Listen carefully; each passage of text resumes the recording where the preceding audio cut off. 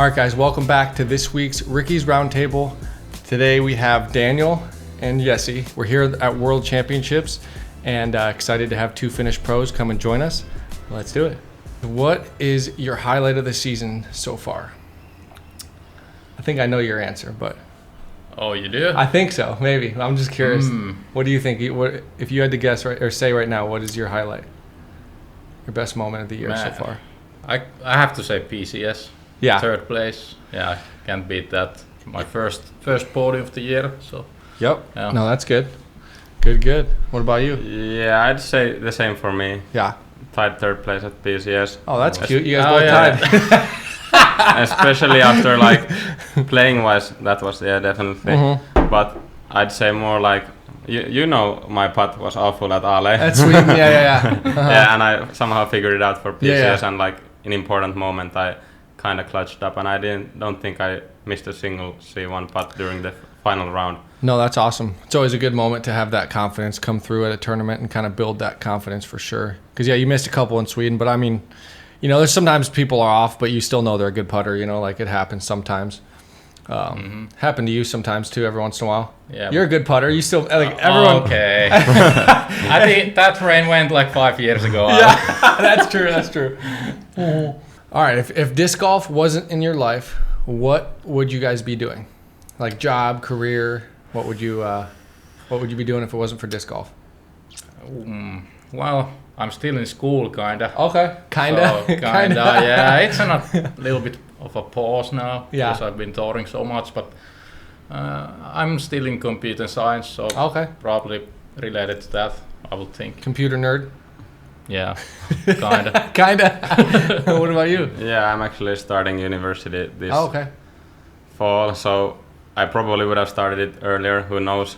And I have some other hobbies. I probably would maybe like do more cross-country skiing, and then in the summertime it would be like roller skiing as well. So maybe that, but like I would still play disc golf if I wasn't playing like at these events. Right. Isn't that what Kristen did? She used to do some sort of like. Yeah. Well, she wasn't professional though, was she, or was she? I think she kind of got Close? close Yeah, at least. close. Yeah, that's where you're like. That's like basically just like you're just like skiing long distance, right? It's not like you're going. Yeah, Is that how that- I've never done it. uphills and downhills. Yeah. Yeah, but there's different, like the sprints, Yeah, which are like fast. short, like Fast, 1.5 yeah. kilometers, 2 kilometers, Yeah. but then there are like Long longer distances. Yeah, Just like running, but with skis, basically. Yeah. Through Yeah, like pretty courses close, and stuff. yeah. Whoops. Mhm. Yeah. pretty Like much. basically like cross-country running, Yeah. but like with skis. It's a good workout, I'm sure. Yeah, for sure. Your Yeah. arms are freaking. You You're get gonna tired, get a yeah. workout, I'm sure. Yeah. Legends built it. The next generation is elevating it. The most dominant team in disc golf history just got deeper. World champions, record breakers, the future of the game, united under one banner. This isn't just competition, it's a legacy in motion. This is the next chapter. Discraft, built for flight.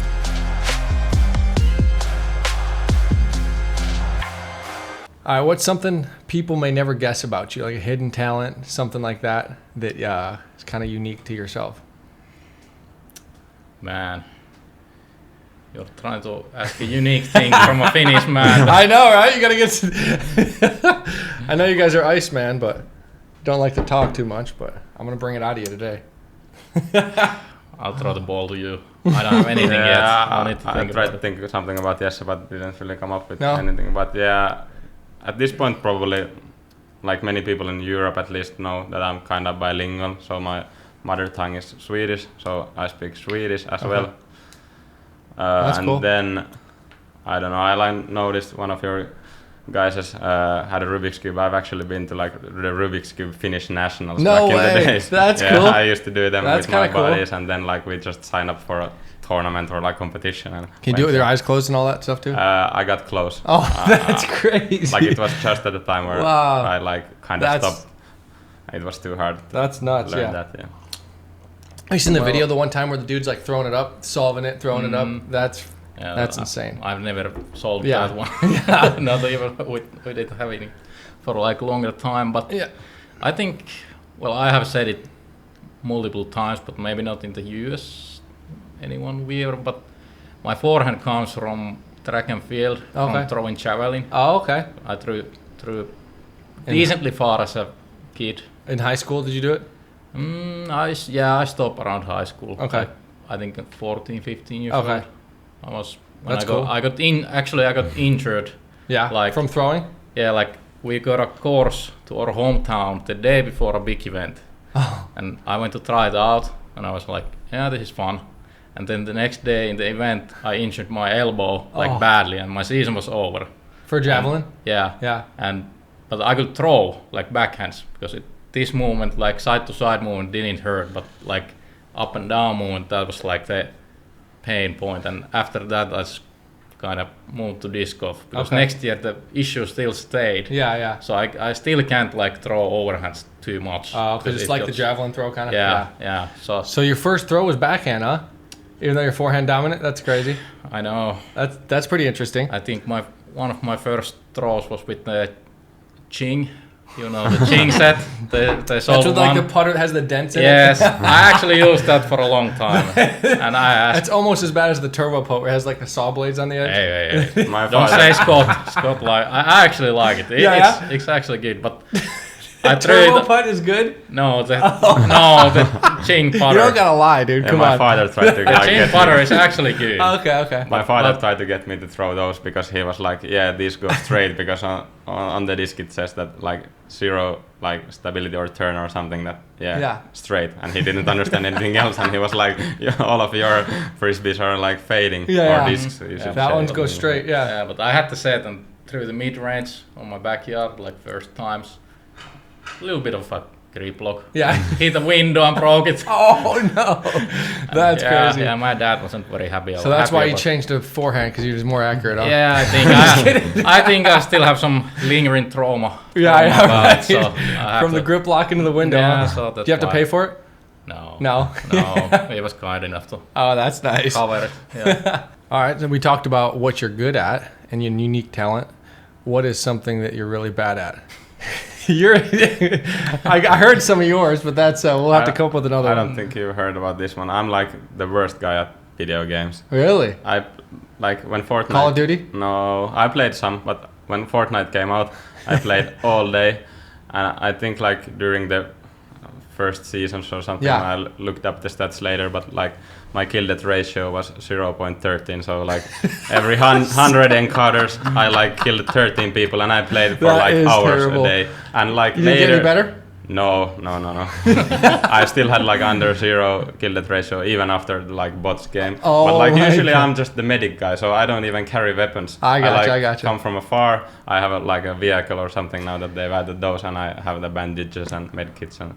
I always make fun of Troll Yuli because he always plays Fortnite and he would always be the guy to like hide in a bush for like the whole time and then pop out and be like, oh yeah, I won. And you're like, dude, you didn't do it. You got 2 kills. Like you didn't do anything. You were in a bush the entire time. But he's, I got the win. That's all that matters. And I watched him play. I'm like, dude, you're the worst Fortnite player ever. You camp in a bush and then go to the next bush once the circle shrinks. Yeah, mine actually kind of can relate to that because I'm bad like coordination things, like playing the drums or like guitar or like PC because I play a lot on a PC and write, but I'm like slow and like Fortnite you need to push like to build and stuff. Super fast. No chance. Yeah. So when I play with Niklas uses a controller. He can build fast with a controller. I can build like a ramp. Because you're supposed to be faster from a computer, right? Yes, you should definitely be faster. So Niklas builds and I shoot. That's our duo. That's okay. So you're a bad builder. Both Fortnite. Finnish people aren't good at Fortnite, huh? That's interesting. I'm sure you guys. Well, they have like tournaments now. I'm sure there's probably some Finnish people that are good. Yeah, in general. there is some. You guys have streamers. Finnish streamers that are. Yeah, there's some solid players from Finland, but I think like Counter-Strike and stuff like that. Other games, Call of Duty, maybe stuff like that. Yeah. Call of Duty's fun too. I like that game. Yeah, I you only don't need to played build. Prop Hunt. Yeah. All right, guys. I partnered up with JomezPro, and we've come out with some new discs for my Ricky's Roundtable podcast. We've got zones, we got thrashers, we got nukes, and lots more. Be sure to check them out on JomezPro.com.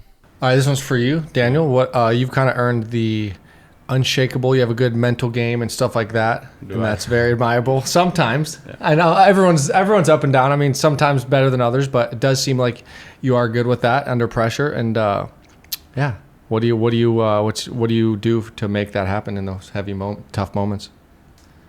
I don't know. I think I've been like really successful coming from behind during final rounds. I've like multiple times, at least last season and even this season, like maybe I've been in chase or third card and I've had really hot starts and then like gotten my way into the competition back again. And I've kind of found like a really good rhythm, or like just think that this is the like most important thing for me, but like it doesn't define me. So like now it's my chance to show everybody what I can do.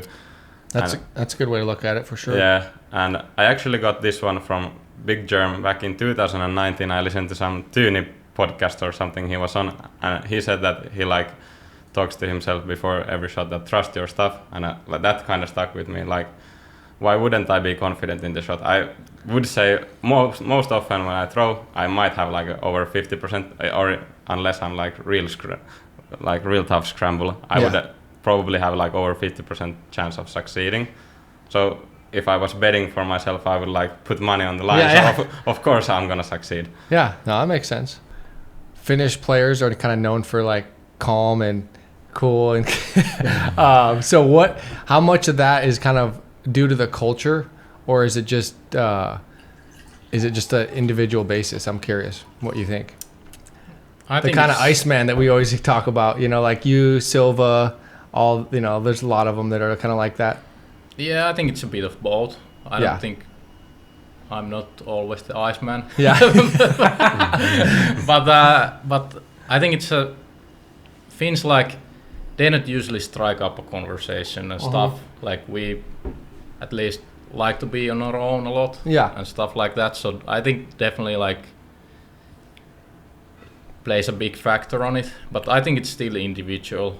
There's people who are like more outgoing and stuff, but yeah, I think it plays a big part, because in US there's like rarely any like people are always like, hey, what's up and stuff like that, and during the tournament as well they like to talk and stuff. But in Finland sometimes you can land in a card that nobody speaks anything. They just watch the score. Really? That's it? Yeah, everybody just scores on that day. So I think it's a bit of both. Yeah, and it seems like you guys are just more comfortable that way. You kind of just stay in your lane. You don't want to bother anyone else, and you don't want anyone to bother you, type thing. Is kind of how it feels, right? Which is, it's just a good thing, It's like there's nothing wrong with that. It's just a different way than some people play, which is, there's nothing more annoying than Mr. Blabbermouth that's talking all the time. Like, what are you throwing? What about this? What about what do you think about this? How far is this hole ball? You're like, dude. Yeah. Chill out. I think it's mostly because we don't strike up the conversation, so we think like maybe he doesn't want to speak to me, but if somebody speaks to me, I'm like, I can chat like during the round and stuff like so. Yeah. So it depends, but I think that makes at least the view of us that people think that we are like stay on our own lane, but we still like talk if somebody strikes up the conversation. For sure.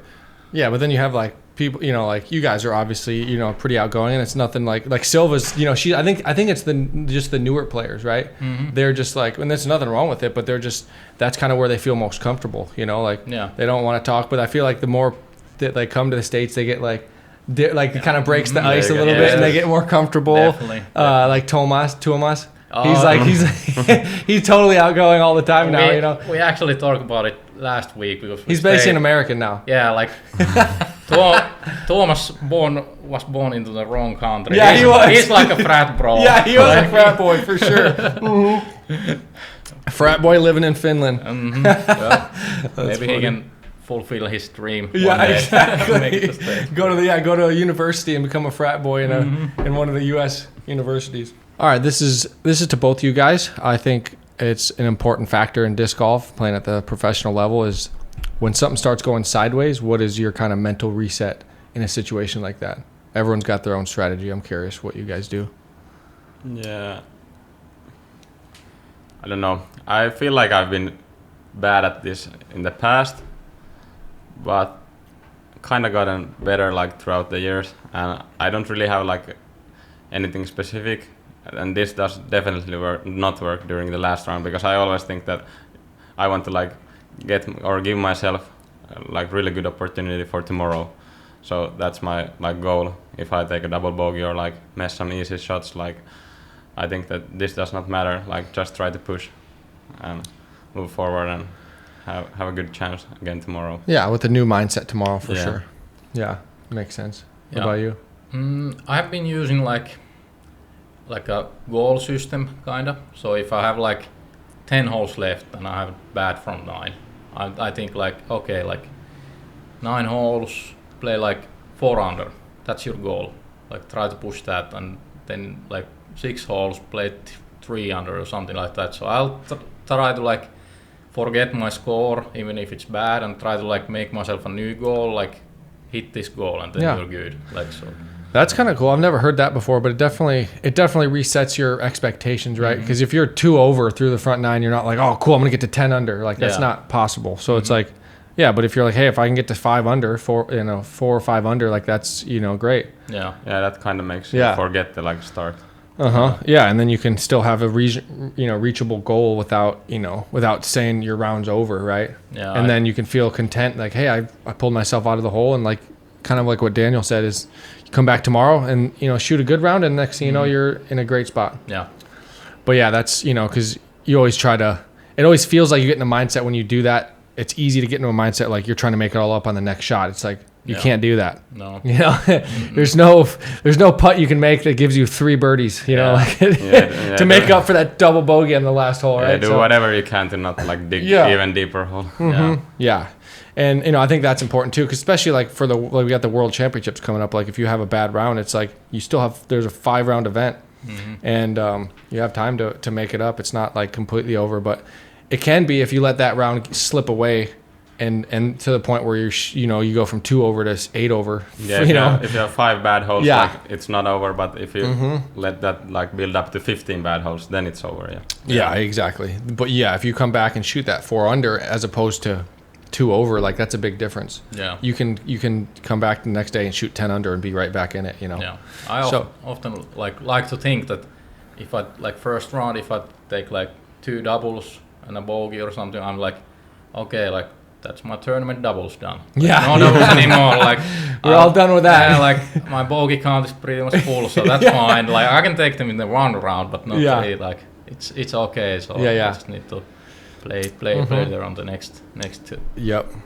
All right, I'm curious kind of what the Finnish disc golf culture is compared to like the U.S. culture, like the European tour, since you guys play on that a lot, and then kind of compare that to the U.S. tour. What the difference is as far as like how they're ran, I guess payouts, courses, all that stuff. Just curious. I've played some of them, but you guys play way more than I do, so just curious what your take is comparatively. Well, I think like we have in Finland, we have our own like pro tour, like that's which is one, and then in Europe we don't have a tour anymore because DGPT is now like we have the European silver events and the elite events. So I think the scene has kind of changed to the best players go to the DGPT events, mostly the elite ones and stuff, and then the silver events are like the second step, and then the Finnish Pro Tour is like the starting step for the younger kids. Yeah. Because now you can make those events pretty easily, and the level is still pretty high there. So how many Finnish Pro Tours are there in a year? Is there like 10? No, there's only 5. 5, yeah, okay. 5. Yeah. Okay, I didn't know how many there were, and they have like a standings of based on like. That's cool. Yeah.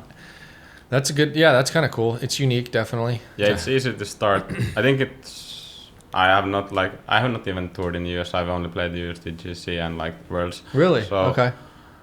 I'd say next year might be happening, but I'd say probably like starting touring. Of course, Finland is so much smaller as well. Like I think in the States there probably is some tours as well, like local tours. Yeah. But it's a lot more easier. And then like when you always have the same guys competing on the Finnish tour maybe and in Sweden, and you can like you get the connections, then you can probably easier tour in in Europe compared to the States. Yeah, for sure. I mean, I think it's kind of like that too. Like in the States, once you start touring, you meet people. Like as you see, like people will help each other out.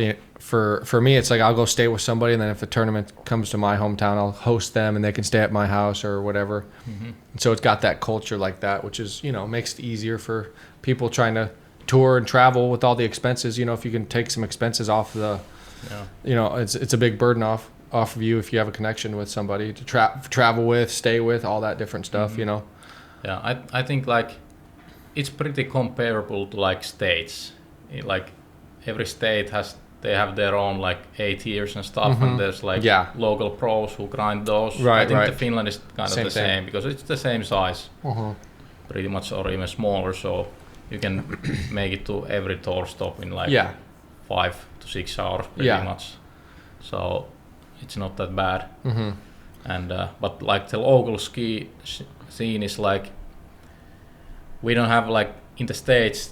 There's always like every day in like Charlotte and stuff like that. There's weeklies and there's like money involved and a lot. But we have weeklies, but we don't usually have like money and stuff because the laws. You need to like there's some tax things, right? Yeah, they decided that it's mandatory for them to like inform like government of like the earnings, even though you get like 15 euros or something. Really, even that little amount of money? So then they kind of ditched that, so they get like gift cards to some disc golf shops, and that's kind of where like it's everybody who was grinding like weekly stopped.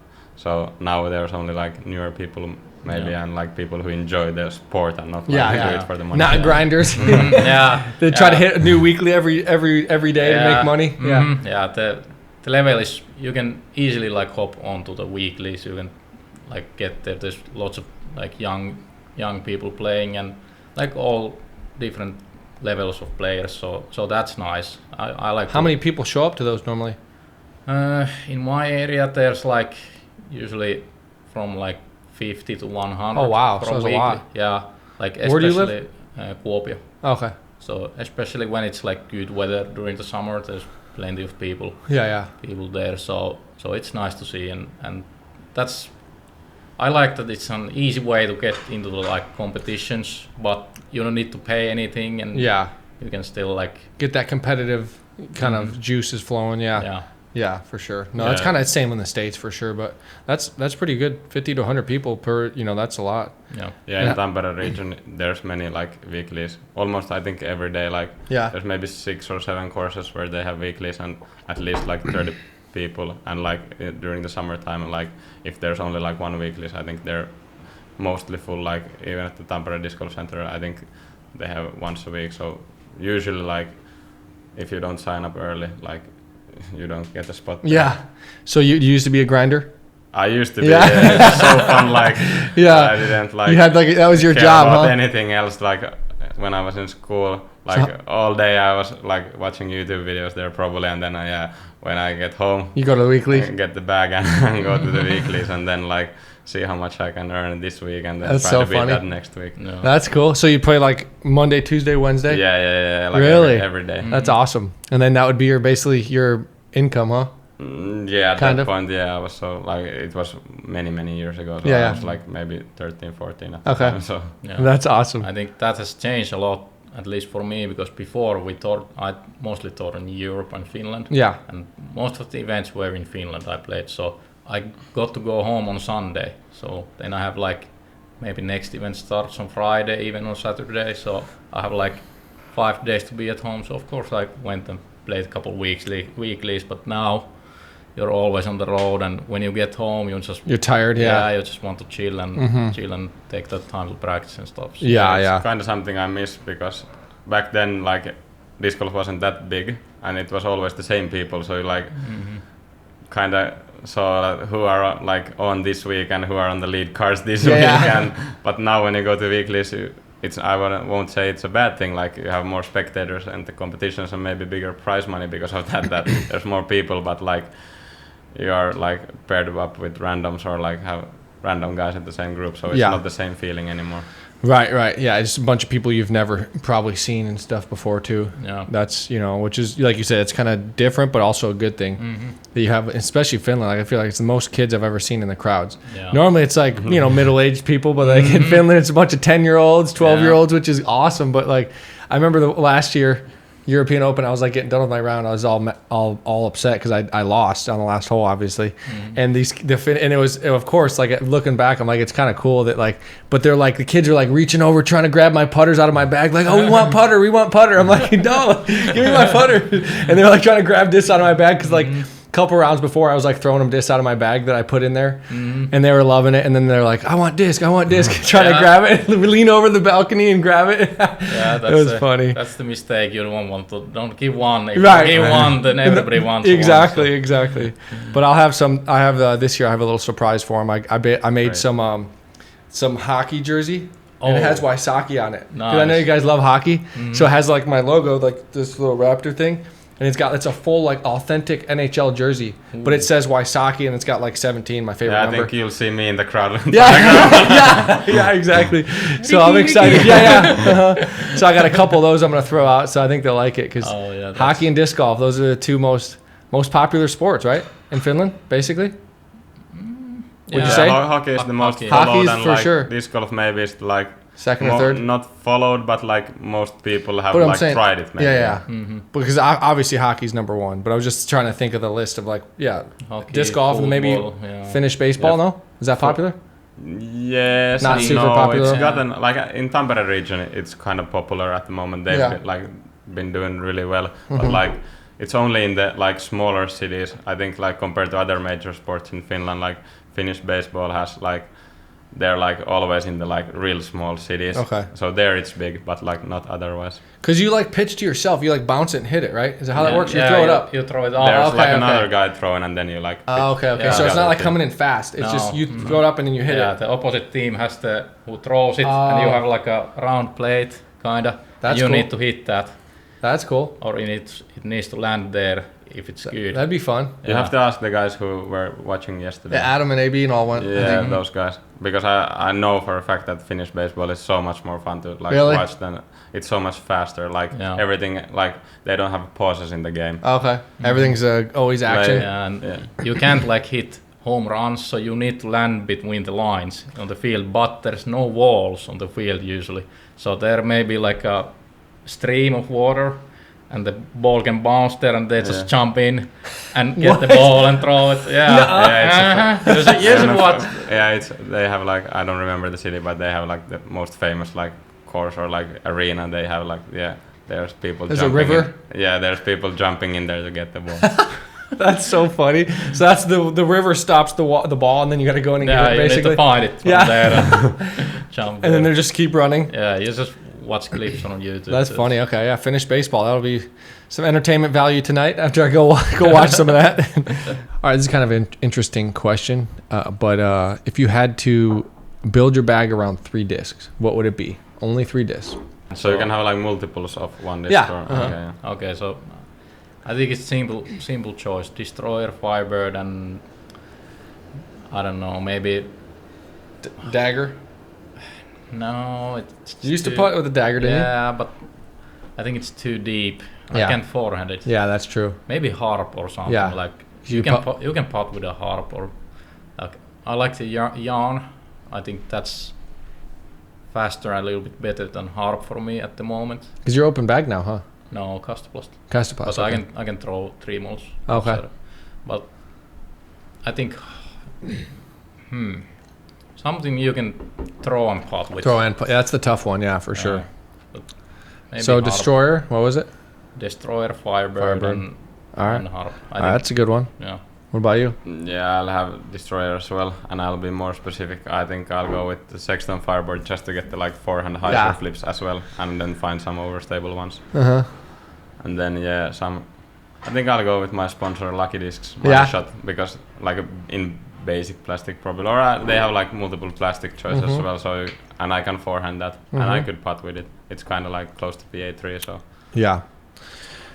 For me, it would probably be like a Venom for the driver, and then What's so funny? No, nothing. You're giggling over there. No. You can. All right. It would probably be Venom, Buzz. I've started forehanding the Buzz a little bit more, so that's been fun. And then the Focus. I put with AB's Focus. That's my putter. But yeah, I don't like if it wobbles a little bit on forehand, but you know how it is. Like some putters, yeah, a little bit. But like if you throw it like smooth enough, it's fine. But if you just try to torque on it, it definitely wobbles. That's what I noticed with like certain putters. If you throw them like too hard, they start wobbling. You know. Yeah.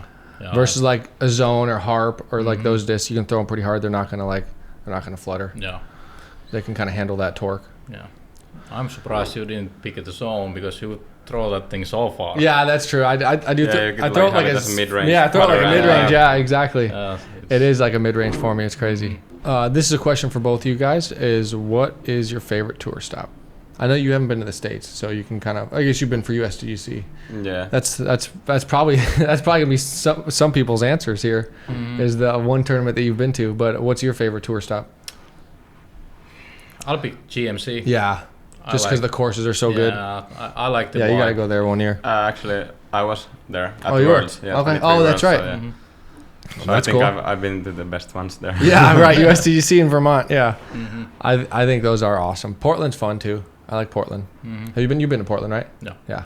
The courses are fun, and just being able to like jump in the river after the round at Milo, you know. Yeah. That's always fun. Yeah. But yeah, Vermont has become one of my favorite stops just because you have the wooded course, you have the open course. Yeah. So they both complement each other really well. You know, I think that's something that's important. Just like here, you had they both, you know, Tampere is the harder course, the Beast is a little bit easier, more scoreable. And so you kind of have the challenging, tough wooded course and then the more open, birdieable course. Yeah.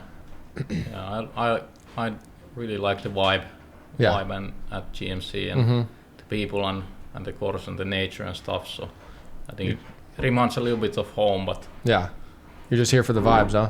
Yeah. You know me. Yeah, yeah. Yeah, I picked like this week for my favorite one, like European Open and like now Worlds, because I can be home. So yeah, sleep in your own bed. Yeah, it makes it like so much more fun and enjoyable, I think. And then like you have all your like normal buddies, and then you can do stuff outside of disc golf as well. And then like you have all of the other like disc golfers coming to your area, so it's fun. You have a lot of your friends coming out to Worlds this week? They at least said that they'll try to make it. Yeah, because a lot of tickets are sold out, huh? I guess the VIP tickets, right? Is that what it is? Yeah, I think, and maybe Tampere is also like close to sold. I don't know if it's sold out, but like I think because you need to have tickets to there. So, but Nokia, you can just come there. Really? Okay. Oh, it's free. Yeah, there's areas that are completely free in Nokia as well. Yeah, but like not that many. They have like some areas free, then they have like some areas where you need a ticket, and then like the VIP is for the holes or like follow groups. Yeah. Or the like. UC was showing me hole 18 yesterday. He was showing me all the different areas. It's kind of cool. Oh, nice. Yeah, but yeah, no, it's put a lot of work in building up the infrastructure. It's gonna be awesome. Do you guys have any kind of life on the road horror stories, like crazy things that have happened while you're traveling at the disc golf events and stuff? I think we share one. Yeah. Okay. Let's hear from it. Worlds Right. at GMC. One day, we came back to our Airbnb, and I was driving there and went to our parking spot, and I was like, nothing much. And then Daniel was with me, and Rasmus Tuominen, also from Finland, and Sakapori, is that his name? That kid? No, not Sakari. Okay. No, Tuominen. Okay. Rasmus Tuominen. Okay. Yeah. And then they both started yelling, and I was like, what? And in like next to the parking spot, there's like a red like big like trash can, and there was a bear on top of it.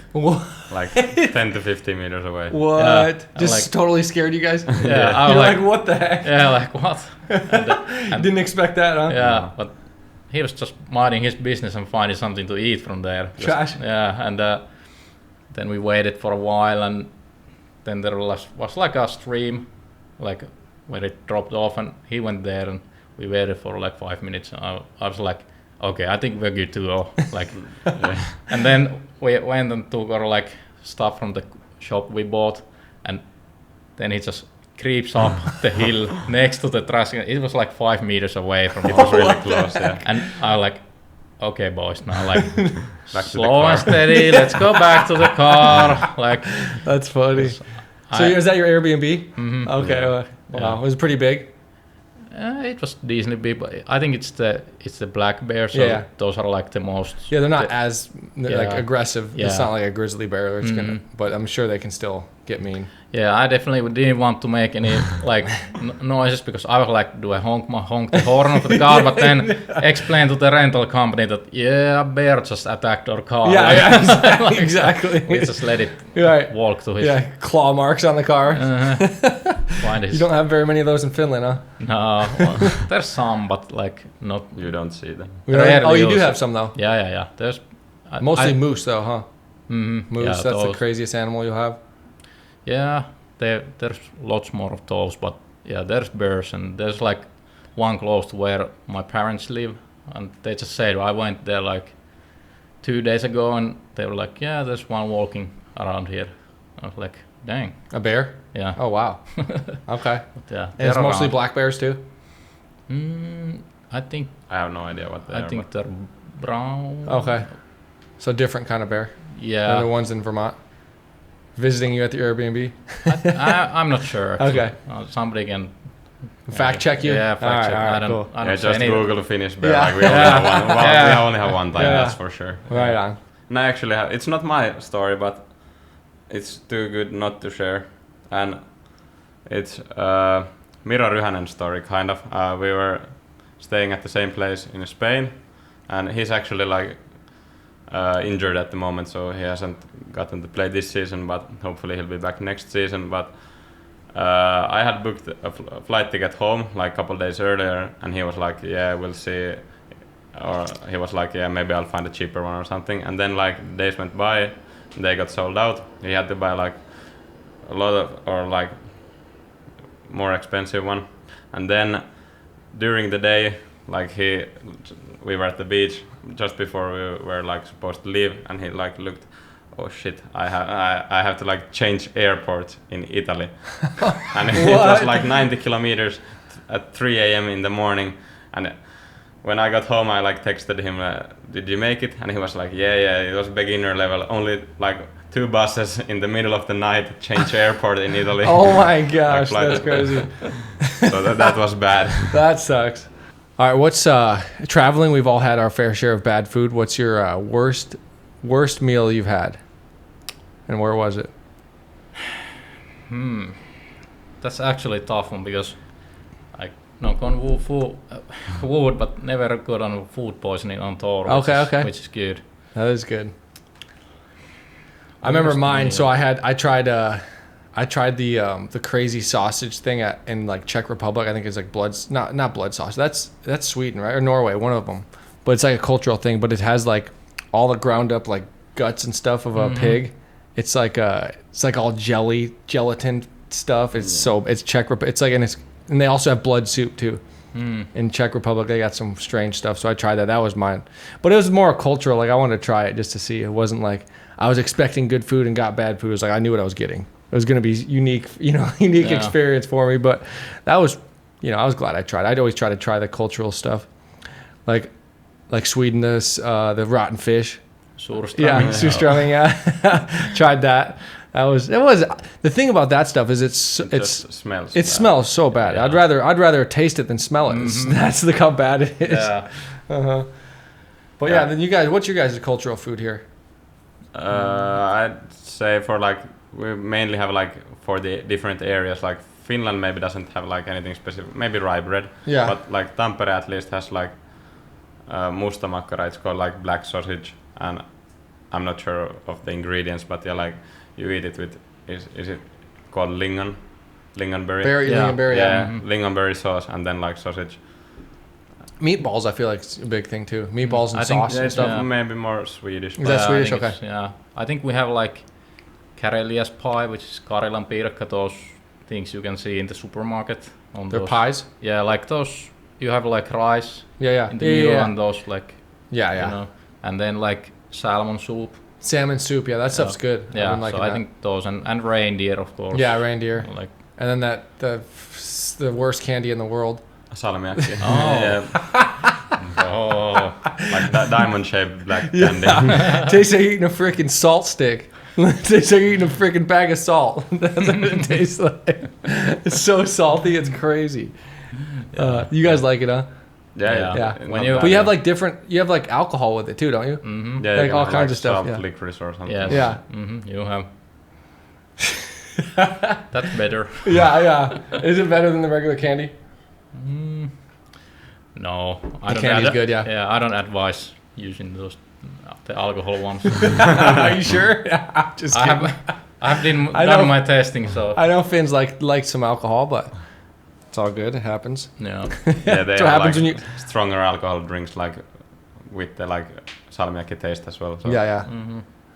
And long drink, that's from Finland too, right? It started here. Yeah. I remember when I was coming here and it wasn't in the States. Nobody knew about it like 10 years ago. And finally, like just recently, it came to the States like a couple years ago. Yeah. Somebody took the idea and put their own brand in the States. Yeah, the Finns definitely missed an opportunity to Oh, move yeah. it Yeah. there. Mhm. Oh, so it wasn't someone from Finland? No. Oh, someone from the States. I don't. It may have some Finnish connections, but I think it's. I'm US. sure it's doing good because that stuff is amazing. Yeah. It's gin and like Yeah, it's Like- gin and like grapefruit, right? Grapefruit Yeah, juice usually, type thing. Yeah, it is really But good. now they have like all flavor. Yeah, they have peach. They have every flavor Yeah. possible. I think it started from like Helsinki Olympics, like Summer Olympics. Okay. Like, and I don't remember the year, like. But Oh, the Olympics were in Helsinki. yeah, so I think Okay. it was a drink for that, and then it just Blew up. stayed cool. after that. That's cool. You guys drink it? Sometimes, yeah. No, So you don't drink the salmiakki alcohol. You don't drink the long. Are you Finnish? Are you sure? no, I only drink water. Water and Gatorade. Yeah. Good answer. All right, who do you guys look up to for inspiration inside and outside of disc golf? Do you have any? Okay, I can start. I'll start with the outside ones. As I said, I like to do cross-country skiing, and like for some reason I got really hooked up to like biathlon. So it's like skiing and then you shoot with a rifle. Yeah. And we had previously, she like retired, Kaisa Mäkäräinen, a really good Finnish biathlete. She won the World Championships back in 2011. Okay. And even got like nominated. I think she also won like the Finnish Athlete of the Year That's that awesome. year. And like I watched every competition of hers like for multiple years. And like right when she retired, I like stopped looking at that. So, and actually once we were in Helsinki airport and I saw that she is there as well. And we tried to find her like based on the like roof, and we noticed that she's in the Finnair lounge, and we went up to the desk and you could see that like the like cashier or the desk person like knew What you were trying to do? like or they knew that we asked if we could go get a picture, and the person was like no, but you could see that she's there. But I actually You were probably so bummed out, I huh? got to see her when I was like on a skiing like trip or like camp. Oh, that's cool. I think it was Vuokatti, doesn't matter, but like she was teaching some people there. Oh, I that's didn't cool. want to like bother her, so I didn't get a picture then, but like I just saw her skiing, so that made me really happy. That's cool. What about your disc golf inspiration? Do you have one? There's multiple ones. Probably like when I was younger, my like longtime best friend, my neighbor, you were his like biggest. Oh, nice. That's cool. Like he was your biggest fan. And like, of course, me being like his friend, and we had the rivalry, so I couldn't choose you. Yeah, you had to shoot Paul. So no, I actually chose Simon because I didn't want to like choose anyone. So like, I didn't like want to easily beat him. So I was like, yeah, I'll go with. No. I see what you're saying. All right. I'm trying to be nice, but trying to also shots fired. I see. Yeah, so that's why I chose Simon, and Simon was like European, so that's. Yeah. So you want to? What about you? Hey, I've always been a Ricky fan. You don't gotta say that because I'm right here. You don't gotta say that, but a good answer. Yeah, What's your real answer? No, it's actually you. all right. I think you were the biggest, but Okay, I think cool. the first one was, I think Steve Brinster. Brinster, yeah. I think he won the USDGC like Yep. 2013. 12 or 13, yep. Because that's when I started, and that's like one of the first videos I saw like when Brinster and so when Brinster won USDGC, because I was like, I knew him, but I didn't know him. He wasn't like one of the maybe the top names, and he won. So I was like, that's like motivating and stuff. Yeah. Like you don't need to be one of the best players to win or one of the biggest tournaments. Yeah. So that was one of those. Yeah, no, that's a good pick, definitely. And then I'll also say all of the Finns, like Seppo, Teemu, Leo Piironen, and like all the other guys. Like I remember even going Pasi Koivu. Yeah, him as well. Like going to watch European Open, like all the morning groups, and being like real hyped up that like some bad guys even like you just barely 3 OB. That's almost a great shot. Yeah. Like just being so happy, like seeing discs fly. Yeah, for sure. No, there's a lot of Finns that would always play good there. Yeah, like you said, Leo, Seppo, Jalle Store. Yeah. Nils Lars. What's his name? Nils Isomarkku. Yeah, him. I always get him mixed up. Is he still around? I haven't heard about him for a while. And then Juho Parviainen. Yeah. He was always pretty good. Yeah. It's funny for me, like Finns, because I was in the lead card of Finnish Pro Tour when all the Finnish like played that, like 2014, and I think I was tied second with Jalle back then, and Seppo won by 1. So I was like, I didn't like fan them because I was like, I can beat them. Yeah, right. Yeah, you felt like you should have beat them.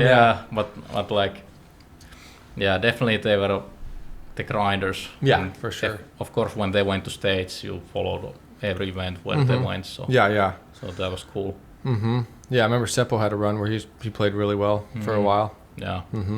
I think like Pasi played 1 USDGC pretty well. I think he was on some video. He'd always get top 5 at European Open too. He'd always play really well there. And Juho Rantalaiho, you remember him? Yeah. He's this Mania guy. I used to play with him a bunch.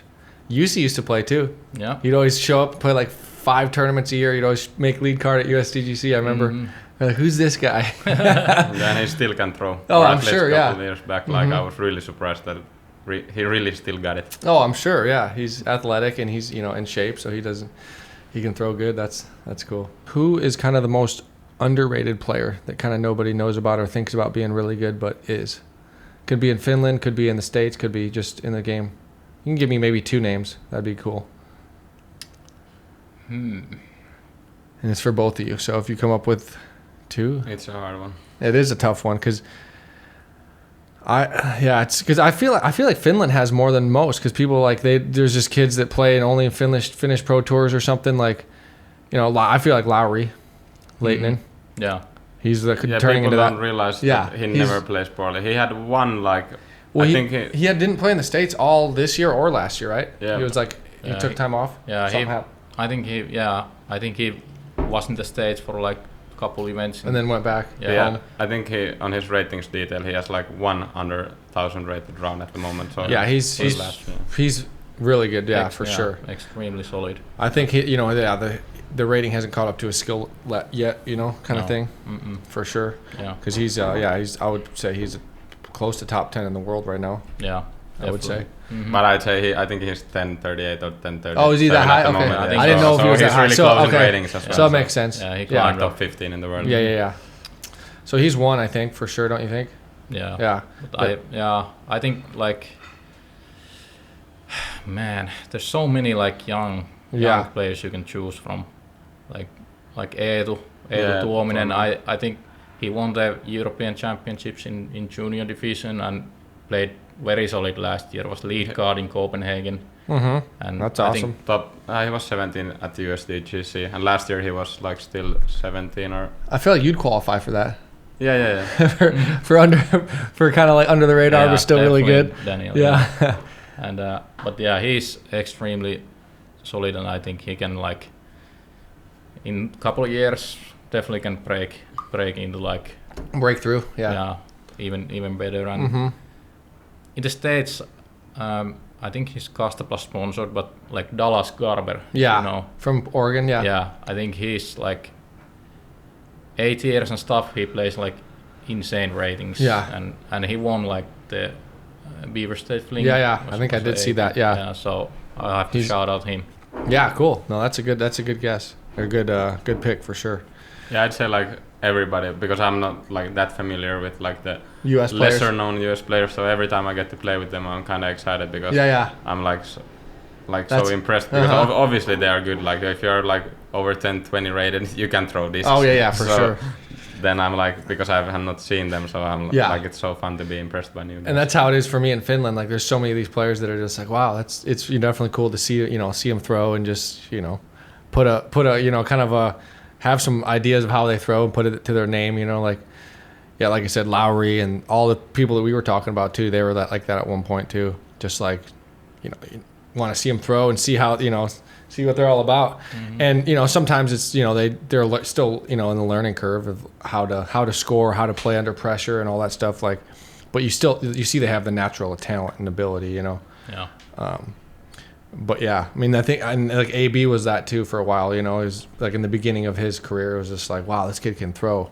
And now obviously he's starting to really figure it out, but in the beginning it was just like he was this young kid that could throw really hard but couldn't control it that much. And now he's kind of starting to, really come into his own and throw, good shots, and he throws ridiculous shots. Yeah, there's definitely lots of people who are like, how this guy doesn't win every event. Yeah, exactly. You see them throw, and then once they figured out the scoring and stuff, then you see AB and Gannon, and they're like, okay, now they actually win every event. Yeah, for sure. Yeah, I know, 100%. All right, what's the next big leap in your goals that you want to hit? Is it a top 5 at a certain tournament? Is it winning a certain tournament? Is it point standings? Or is it just like you want to get better at a certain part of your game? I think for me it's pretty easy to get like better finishes in the States, like top 10s, top 5s, push closer to podium. This year I've been like way more like steady, good results, like top 20s, top 30s. Haven't missed cash after Florida, which is good, but like I definitely want to get my bad rounds better and better rounds even better, so I can push those top 10s, top 5s and podiums. Yeah. So, You want your ceiling to go higher and your floor to go higher, right? Yeah. That's, I think, everyone's goal. Yeah. But yeah, I'll start, it makes sense. I'll start with the floor. I think that's the start with the floor, exactly. Yeah, that's good. I'd say for me, like, it's maybe more like push the ceiling, because last year I played like some crazy good rounds, but then like had some really poor showings, even during the like same events. So, but compared to this season, I've been like really consistent. Last week was the first week missing cash, and like every other event, I think I've been like top 20. Of course, it's the European events, but like you still can't perform poorly. And yeah, in some of them, of course, all the US players were taking a part as well. So I really want to, like, because now I kind of learned to enjoy even the like poorer showings, or like when I don't play that great, I still have fun on the course. So I'm not really that like mad at myself for having off weeks, but I really would want to like have a good showing every now and then, like fight for the win and like top 10s, top 5s. Yeah. No, like what you said, I think that's, something that can be tough at the professional level is, you get so focused on the results that if you don't get the result you want, you think that's just a bad weekend. Even though you were having so much fun with your friends and like had good practice, and even though practice could have gone great and it was only like a couple bad breaks or like mishaps on the course, you maybe didn't prepare the way you wanted, and that just gets in your head. For sure. No, 100%. It's a good outlook to have, for sure, because either way, if you have a good result, you're gonna have a good week. If you don't, you're still gonna have a good week. I mean, it's a healthy mindset for sure. This is to both you guys. I mean, I think you guys both have a pretty big platform. You're starting to build a big fan base here in Finland and across the world, really. But do you guys feel especially more pressure kind of representing Finland in the international scene when you come to the US and stuff like that? Do you feel a little added pressure? No. I think most of the pressure is on Niklas. So he has gotten that with his like way he's been playing. Way he's been playing. So I think I only have like stuff to like show and prove myself. So I don't have any like outside pressure. I feel like that kind of makes it easier to just go out there and do your thing and be yourself. You don't have to feel like you have to maintain some expectations from people for sure. There's a different mindset with that. Yeah, and I like Finns they're really supportive and stuff with the so they are not attacking if you play bad or stuff like they are not it's really nice, and you get lots of encouragement and stuff from Finns when you're in the States and even in here. So of course. Yeah. Unlike people in the States, like you know, if we have a bad tournament, me or Paul, oh, this washed up. He's done. He's exactly. done. You know, in Finland, it definitely seems a different culture for sure. I mean, but also, you know, it's all just, you know, expectations of what people have for you. You know, it's not like it's necessarily a bad thing. They're allowed to think what they want, but but it is nice to have, like what you said, you have people that, you know, they want to support you and they want to see you do well. But if you have an off week, they're not going to be like, oh nope, he's done. He's done. He can't play. He's washed up. Yeah, you know, like I think it's still because this sport is kind of like growing to the level of taking seriousness still. So, but if you're like comparing to like some traditional Finnish sports like hockey or something. Yeah, hockey or stuff. Like if the hockey team doesn't people win in the world, pissed. People it are gets pissed. bad. Yeah, so it's not like. It's not like one, it's double-edged sword. Yeah, right. So the bigger it gets, the more it's going to be like that, for exactly. sure. And that's why for like me, it's like, all right, I can understand it. It's not like, you know, that just means people care, really is all that means, you know. So that's kind of a good thing in a way. Exactly. I don't view it really that differently. Like, of course, I think I have maybe some added pressure when I'm playing at home, like whatever event is going on at like this week? Nokia or Tampere. This week as well, of course, but like I don't really mind or like care if I'm in Sweden or like in somewhere else in Europe or the States or in Kuopio or somewhere. Like it's the same pressure, I think. Maybe it's more like I just want to perform at home, like because I see all the volunteers making the work at the course and I know them, so I want to perform for them, but maybe not like otherwise. I wouldn't say I. Yeah, no, it makes sense. You kind of see the people you know, and I'd rather like have like the volunteers see me play with their like quiet signs and everything, and not have me in the morning group, and then for them to see someone else in the lead card. Right. You'd rather that be you. Yeah. If you had the choice, what would you like disc golf to be in 5 years? What would you? For one, we'll ask where do you see it being in 5 years, and the second question is where would you want it to be? I'd like to see more like international events, like what we got going this week. Yeah, kind of. But like even more places. Like now, I think it's a good mix of like European events or like a good stretch of European events, and then the States. Like of course the biggest events and like biggest part of the tour has to be in the States. Like I'd like to see like from every nationality, of course, to play, but it's not gonna happen in 5 years. Right. But yeah, like maybe. I don't know, for the Disc Golf Pro Tour to hire a private jet or something, like have all the have the whole tour luxury, like move at the same time to like different locations maybe. That'd be cool. For like there's like exhibition tour where they go to Australia, Asia, exotic places, Asia, and then they have like 4 events straight at some point of the tour, and then they have like that tour, and that would be cool. Continue. I like that.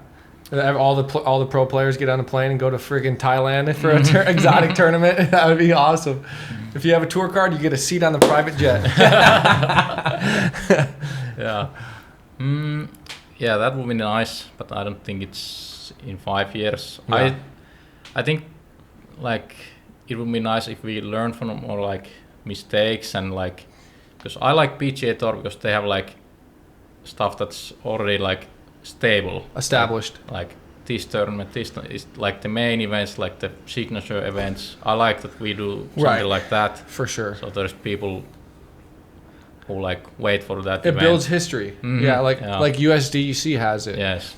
You know, Champions Cup is starting to get that, but it moves around, so that's hard.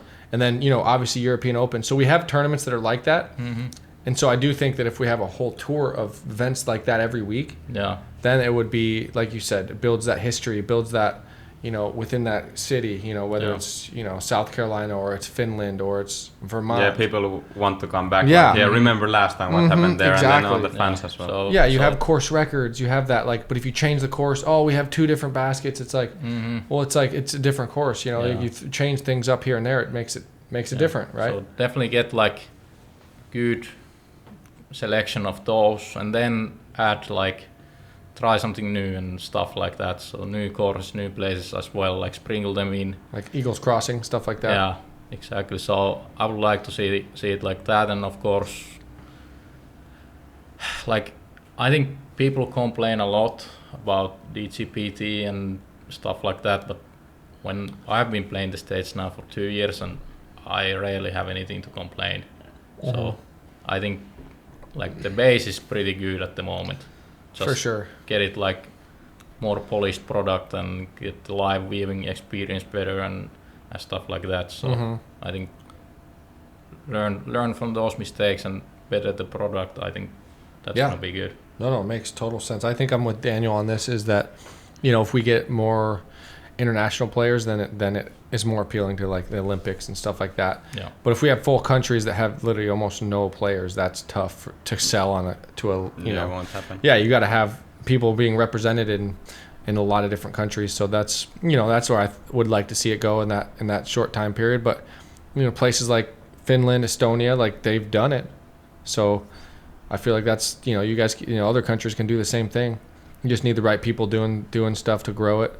And so it's very doable. I think now that we have kind of the PDJ Europe and stuff like that, that definitely helps. Yeah. And it's a lot more, employees, a lot more people spending time and effort building it.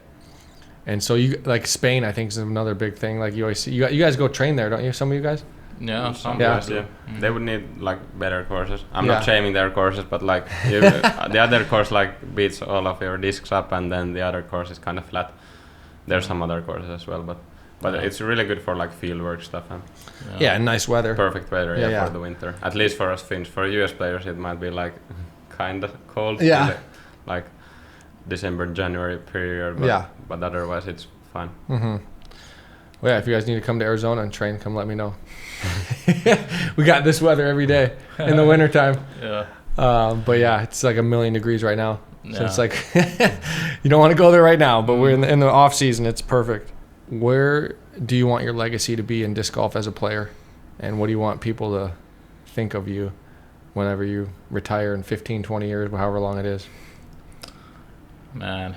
I actually thought about this once, and I don't want to be remembered like for my like youth playing or like what I'm doing now. I want to be remembered as like maybe in 30 years as the guy that still grinds and like beats the new young guys sometimes and shows up out of nowhere and out of retirement and still got it and like does this amazing stuff like in his 50s. I want to be known as that guy because I'm so inspired by all the old guys. Like how can they beat me? Like last year at USTGC, like I think Steve Brinster was one of the persons Jesse mentioned, and he probably beat me there, and Barry Schultz as well. Yeah, like, for sure. They're like still got it. Like same hyzer flip all over the place, and like I have my overstable stuff and throw so much further, and like still lose to them. Of course, I didn't maybe have my best showing, but like yeah, no, that is inspiring for sure. That's a good outlook. I think I'm on that side for sure. I want to come out, maybe not tour all the time, but the tournaments you play, you still want to come out and compete and still show that you got it. Then maybe also like when the new guys are like telling their like achievements, you can be yourself. They don't compare to mine. Yeah, right, exactly. Like what are you even talking about? Like back in my day, I did this and this. Yeah. What about you? Yeah, it's a good question. I got you stumped, that's a good question. Yeah, I think. You haven't thought about that, maybe? Yeah. I still need to grind myself to the level that people it. People remember you. Yeah, so they can say that he still got it. I need to get to the level that I got it. So So definitely improve first, but I don't know. It's tough to say. Scene goes so fast and stuff goes so fast. It's crazy. It is crazy. It's like you play one tournament, next thing you know, you're in Finland playing the World Championships. I felt like last week I was playing in Florida. Yeah, exactly. 4 months went by. 5 months. It's crazy. It's a funny story actually just came to my mind. Remember that? Was it last year? We were clowning around in a practice round playing. And I was like, you just throw a forehand like this. Dude, what are you doing? Yeah. Have you heard that story? I've seen videos of it. You were struggling with your forehand, right? Mm-hmm. And I'm like, dude, like what do you like? I was trying to like actually help Jesse with his forehand, and I was like, dude, what are you doing? Like, we were how far? Like, I don't know, 200 feet away from the basket. I'm like, yeah, I was going through all the motions and mechanics. I'm like, yeah, just throw it like this. And I like look away. I'm like, yeah, does that make sense? Ching, and as it's in the air, it like went in, and he was all pissed off. That was so funny. I think you hit the basket on the next one as well. I was like, 200 feet away or something. I'll do that, Ricky. Thanks a lot. No, that was funny.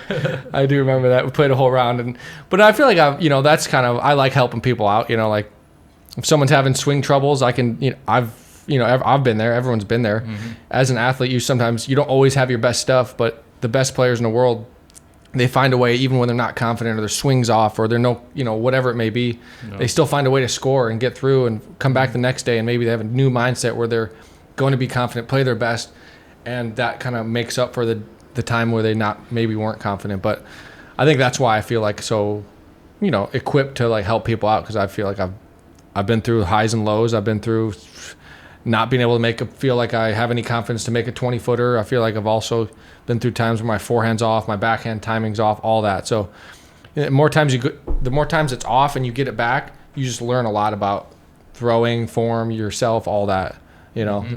Yeah, you've been helping a lot. Yeah, I mean, I just feel like, hey, might as well share the knowledge with people that, it helps me. So I might, some things I say may help someone else. Yeah. So that's kind of something that's, I think is genuine to me, where I like doing that.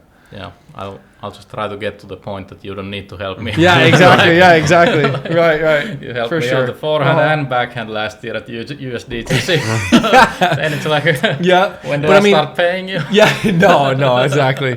But yeah, it's always like that, where it seems like, I mean, obviously sometimes it's both are off. Whether you're driving and your putting's off, that's never fun. Mm-hmm. But it's always seems like, at least most of the time, you can rely on either your forehand or your putting. Like if your driving's off, you're like, all right, at least I can make a lot of putts to make up for my crap driving, right? Yeah. Or vice versa. And then when it clicks, you're really playing well. Mm-hmm. Putting's good, your driving's good, everything's in your forehand's good. Yeah. And it's something that obviously we all strive for, that moment to where everything clicks, and then you can just feel everything feels easy, right? That's kind of what everyone says is, it's not easy. It's just, it makes it feel easy because you're not fighting confidence issues. You're not fighting, oh, do I do this? You're thinking like too much about your body movement and turning, oh, my hips, this, and my run up, my timing, all the million variables that go into it. Yeah, it's so weird. Sometimes you just like think, now I got it. Yeah. And then the next day you're like, oh shit, where here we are again. I have to find this and this. Yeah. It's like the best saying in golf that I ever heard was someone said that whenever you have it, you feel like you're never going to lose it. And whenever you lose it, you feel like you're never going to get it ever again. Yeah. And so it's like, that's disc golf and golf really in a nutshell, is you got to fight through those ebbs and flows of when you feel like you don't have it. Can you like work and grind through it and get it back as soon as you can, instead of letting 3 or 4 tournaments go by before you miss cash 3 times before you let it, come back. Yeah. But it's crazy. But I mean, that's just part of the game. So everyone's been talking about your post. The team, everyone's sponsored by Ford Finland, and you got sponsored by your dad, huh? Yeah, sure, that's pretty funny. Tell us a story about the car. Is that your tour mobile whenever you're in Europe? You use it to tour? Not in Europe. My parents don't let me take it out of the country because there's. I don't think there's too big a risk of it like breaking down. They think they do. It costs so much to get it back. And actually, like 2022 Finnish Nationals car kind of broke down back then, but we fixed it, and it's still going. And the fixing it has probably costed like multiple times the worth of the car, but it's still going. That's funny. And we've had it for it was originally my granddad's car, but when my family we built our home, it has the hook at the back, so we traded cars with him. And I've always been a big Peugeot fan because my granddad used to work for a retailer or something that had loads of them, and I actually even got graduated with a Peugeot not the suit but the uniform. What is it called? What you have under the suit jacket, the white dress shirt. Undershirt or dress shirt, okay. And my dad got kind of mad because I had the suit open just to show the Peugeot logo. That's funny. Yeah. Okay, so you've always been a fan. Yeah, that was a funny post. I thought that was hilarious. Yeah, and everyone's posting their Ford Finland post, and you're posting the Peugeot. Is that how you say it? I say Pese. Okay. But like I don't know, like Peugeot I say. But is it what brand? Is that Finnish or not Finnish? No, Is it French? French, I French, think. Yeah. And I've always liked the lion. I think they have changed their logo, but of course the car is also have the old lion. Or actually, only at the front. At the back, it has already like fell off. So. So you don't have a logo in the back. Yeah. I'll actually tell some other stories. Like last year, the like trunk like it doesn't really close that well. So we had to from the like backside door. We had a rope attached to like the mechanical thing. So we had to like pull it down and then go back and get it up. That's awesome. Yeah. To get into the trunk? Yeah. That's so funny. Yeah. Totally rigged it up. The car hasn't had AC for like multiple years. Oh. Now the left side AC works, or the window goes down. Right side AC doesn't work, so window doesn't go down. Like, so. Quite the friggin' car. Wow. That's funny. It's like a clown car at this point. Yeah, everybody. That's funny. Oh, that's funny. No, I mean, that makes character though. All those, you'll never forget that car. Yeah. Right? Yeah, like that's. Like as far as I remember, we've had it, and yeah, like my dad has all of this like dad stuff in the car, like you find so toolboxes and stuff in there. Because you never know what's going to break and you're going to need to fix next, right? So you might as well just keep it in the car. Oh, that's funny. All right, tell everyone how they can support you guys, social media-wise, and any other ventures you got going on. You can find me on Instagram. Nieminen Jesse is the tag. And that's pretty much the only place I post. Also follow Power Grip Europe. Okay. I'll post there as well. So those two places. Cool. What's your signature disc? Do you have any signature discs out right now? I have the E-Duke, but actually this week, World's Week, I have a new signature Berg coming out. So that's exciting. Yeah, looking forward to that. Okay, sweet. Yeah, you can find me on Instagram, Daniel_Davidsson 03. And then also for the Finnish audience, I've done for the past 2 years, I've done mainly from tournaments like vlogs in Finnish, and then you can support me as well by buying my signature disc from Lucky Discs. They are sold on kesäpelit.fi, but from the Lucky Discs website you can find them. Okay, well, thank you guys for joining us. World's Week, it's an awesome, exciting week for Finnish disc golf, and I'm sure everyone's going to be excited to watch. I'm excited to play. I'm sure you guys are as well. Thank you guys for watching, and we will see you guys at the next episode of Ricky's Roundtable.